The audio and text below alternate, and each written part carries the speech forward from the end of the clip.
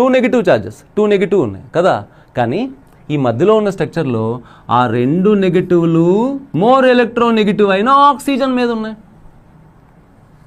Sir మరి nitrogen more electronegative దాని మీద ప్లస్ ఉంది కదా అంటే అది ముగ్గురులోనూ ఉంది కదా. సార్ ఆపోజిట్ ఛార్జెస్ దగ్గరగా ఉంటే స్టేబుల్ అన్నారు కదా, అది తర్వాత రూల్ కదా.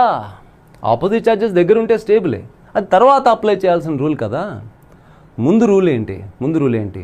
More number of wands octet complete. More number of wands అంటే అందరిలో సేమ్ బాండ్స్, అందరిలో ఆక్టెట్ కంప్లీట్. నెక్స్ట్ రూల్ ఏంటి? న్యూట్రల్ మోర్ స్టేబుల్ దాన్ చార్జ్డ్. అన్నీ ఛార్జ్తోనే ఉన్నాయి.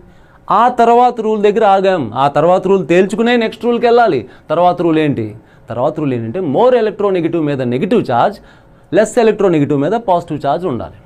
ఫస్ట్ ఆఫ్ ఆల్ నైట్రోజన్ మూడిట్లోనూ దాని మీద ప్లస్ ఉంది. అది ఇష్టం లేదు వాళ్ళకి, బట్ స్టిల్ ముగ్గురులోనూ ఉంది. Nitrogen plus.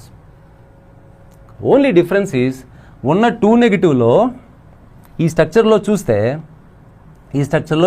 చూస్తే ఆ నెగిటివ్ ఛార్జ్ అనేది కార్బన్ మీద ఉంది. కానీ ఈ మధ్యలో ఉన్న స్ట్రక్చర్ చూడండి, 2 నెగిటివ్లు కూడా మోర్ ఎలక్ట్రోనెగటివ్ అయిన ఆక్సిజన్ మీద ఉన్నాయి. కాబట్టి ఇది బెస్ట్. ఓకేనా? ప్రశాంతంగా ఆలోచించాలి.